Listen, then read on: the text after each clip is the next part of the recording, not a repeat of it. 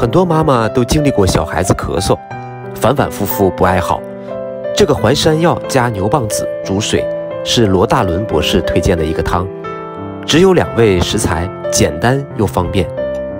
淮山药，淮山药能增强脾胃功能，从而生肺气，口感软糯香甜，温补而且不上火。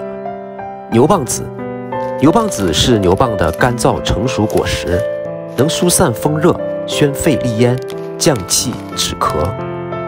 食材备好后，放入养生壶，加水500毫升，煮30分钟左右。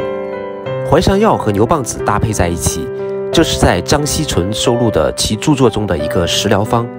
罗大伦博士也推荐过，原方用量比较大，但我们日常止咳平喘，用30克淮山药加3克牛蒡子也就够了。如果味道不好，也可以加点冰糖，这样孩子更爱喝。